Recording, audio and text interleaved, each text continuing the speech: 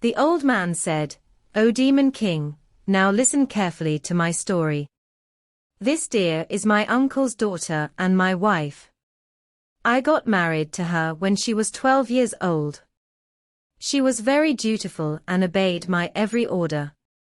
But when the marriage went 30 years and there was no child, I bought a maid, because I had a very strong desire to have a child.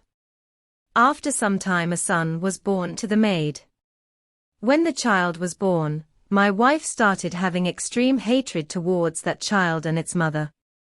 I am very sorry that I came to know about my wife's malice after a long time. Accidentally, I had to go to another country. I insisted my wife to take good care of these two behind me and take care of their comfort. God willing, I will come back in a year. My wife started keeping enmity with both of them after I left. She also started learning witchcraft. After I left, that evil man made my child a calf by his magic and handed it over to my servant Gwale to take him to his home and make him fat and fresh. Similarly, he turned my maid into a cow by magic and sent her to the cowherd's house. After coming back from abroad, I asked my wife about my son and his mother. He said that your maid has died and I have not seen your son for 2 months, don't know where he has gone. I was deeply saddened by the death of my maidservant, but sat down patiently. But I was hopeful that someday I would meet my son. After 8 months the festival of Eid came. I wished to sacrifice an animal on this festival. I called my cowherd and told him to bring a healthy cow for the sacrifice. Coincidentally, he brought my maidservant, who had become a cow by the power of magic. When I tied her feet to sacrifice her, she started belching in a very compassionate voice, and tears started flowing from her eyes. Seeing his condition, I felt pity for him, and I could not put a knife to his throat. I told the cowherd to take it and bring another cow for the sacrifice. Hearing this, my wife became very angry and said that this cow will be sacrificed. The cowherd has no other cow more healthy than this. After saying good and bad to him, I again took the knife in my hand and got ready to kill the cow. On this the cow started crying even more. I was in a strange dilemma. At last I gave the knife to the cowherd and said, "I cannot use knife on this cow, you yourself sacrifice it." The cowherd didn't feel pity on the cow's cries, and she turned the knife. When the skin of the cow was removed, everyone saw that there was only skeleton inside it. There was no sign of flesh anywhere. The reason was that the cow's corpulence was only due to illusion. I got angry at the cowherd that why kept the cow in such a condition that she became so thin. I gave the cow to the cowherd and said, "You bring it for your own work, bring a calf for me to sacrifice, but it should be fat and fresh, not like this cow." The cowherd soon brought a fresh fat calf. The calf was also very beautiful to look at. Although I did not know about that calf, that it was my own son, however, seeing him my heart started feeling love, and that calf also broke the rope and fell at my feet as soon as it saw me. This made the fountain of love in my heart boil more and more, and I began to think how to kill such a dear calf. These feelings made me extremely nervous. Tears started flowing from the eyes of that calf. This increased my love for him more, and I told the cowherd to take this calf back and replace it with another calf. On this my wife said, "Why don't you sacrifice such a fat calf?"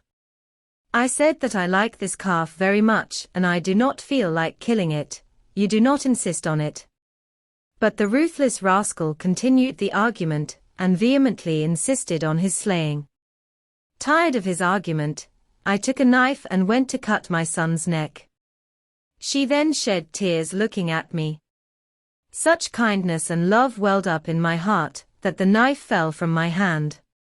Then I told my wife that I have another calf, I will sacrifice it. That wicked mind still insisted on killing the same calf. But this time, I did not care about his bickering and returned the calf. Yes, to console the wife's heart, he said that he will sacrifice this calf on the day of Bakrid. The cowherd took the calf to his house. But the next day early in the morning he told me in private that I want to say something to you and I hope that you will be happy to listen to me. My daughter is proficient in witchcraft. Yesterday when I took that calf back, she laughed and cried seeing him. When I asked the reason for this strange thing, she said that Father, the calf you have brought back alive is the son of our master, so I am happy to see it alive. Cried because before this his mother was sacrificed. Our master's wife had turned these mother and son into a cow and a calf with the power of magic due to step-in-law's jealousy. What I heard from my daughter's mouth, I have told you as it is. O King of Demons, now you think how much sorrow and anger must have arisen in my heart after hearing this story. I remained silent for some time out of grief, and then accompanied the cowherd to his house to hear the story from his daughter's mouth. First of all I went to his cattle shed to see my calf-turned son.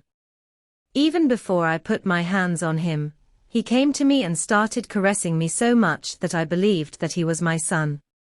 I went to the girl and heard the condition heard from the cowherd's mouth again, and asked the girl, "Can you give this calf the form of a human again?" She said, "Surely I can make him human again." I said, "If you do this, I will give you all my wealth." The girl smiled and said that we are your servants, you are our master, your command is supreme, but I will give the calf in human form on two conditions. One is that when it becomes human, you marry it with me, and secondly, the one who made it animal from human should also be punished a little. I replied, "I absolutely accept your first condition. I will marry you with him and give you both so much wealth that you will not be short of anything for the rest of your life. In the second condition, I leave the decision in your hands. Whatever punishment you think appropriate for him, the same punishment will be given to my wife. Yes, I will definitely say that although the wicked is punishable, but do not give him the death penalty." The girl said that I will do the same to him as he has done to your son. Saying this he took water in a cup and invited him and brought the calf in front and said that, "O man of God, if you are a man and have become a calf only because of magic, then by the mercy of God, get your former form." Saying this he sprinkled the blessed water on him, and he immediately came in human form. I lovingly hugged her and told her in a proud voice that it was because of this girl that you got a human body again, you should repay her favor and marry her. The son happily obeyed me. In the same way, the girl invited water and gave my wife the form of a deer. My son married that girl, but unfortunately she died after a short time. My son was so hurt that he left the country and went somewhere. I didn't get any news from him for many days.